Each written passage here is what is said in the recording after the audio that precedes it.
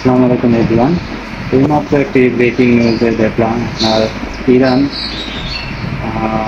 ইসরায়েলের যে ministry of interior building ভিডিওতে দেখতেছেন বসে, তো তাতে ডাইরেক্টলি হিট করছে। তার মানে বোঝা এসেছে কি ইরান এখন মানে কোনো ভয়ভীতি ছাড়া ইসরায়েলে কন্টিনিউয়াসলি মিসাইল নিক্ষেপ করে যাচ্ছে।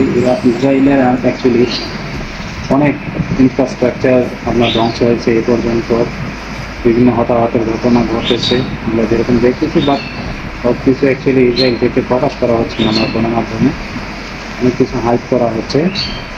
তো বর্তমানে যা দেখা যাচ্ছে, ইসরায়েল এক সময় যখন গাজাতে কন্টিনিউয়াসলি মিসাইল হামলা, মানুষ মানে মারার যে ধ্বংসযজ্ঞ তারা করছে, তার প্রতিফলন এখন ইসরায়েল আসলে দেখতেছে, বুঝতেছে। ইরান অ্যাকচুয়ালি ছেড়ে দেওয়ার মতো না।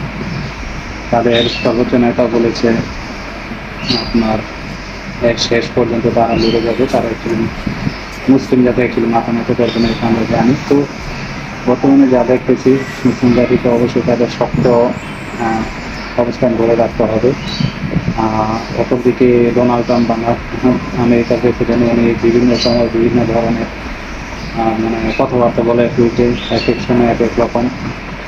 হঠাৎ টুইট করে বলতেছে ইরানের আকাশে নাকি তাদের মানে পূর্ণ আপনার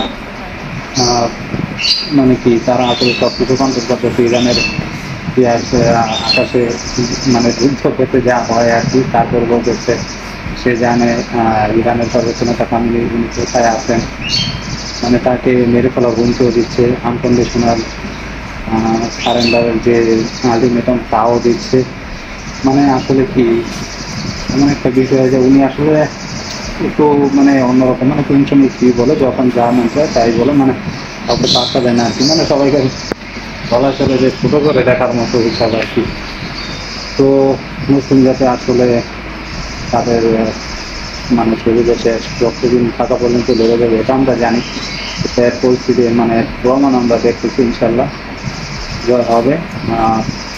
তো এখন প্রেসিডেন্ট ট্রাম্প কী বলছে, 2 সপ্তাহের জন্য সে আসলে আলটিমেটাম দিতে, এর ভিতরে কী হয় পরে উনি জানাবে ডাইরেক্টলি কোনো কিছু, মানে ইসরায়েলকে ডাইরেক্টলি হেল্প করবে কিনা। অপরদিকে রাশিয়া এবং চীন অথবা ইভেন উত্তর কোরিয়া অবশ্যই ওনারা মানে খুবই শি জিনপিং ওনারা ডাইরেক্টলি বলছে আমেরিকা যদি ইরানে সামরিক সহায়তা ডাইরেক্টলি দেয় তাহলে পরিস্থিতি খুবই খারাপ হবে।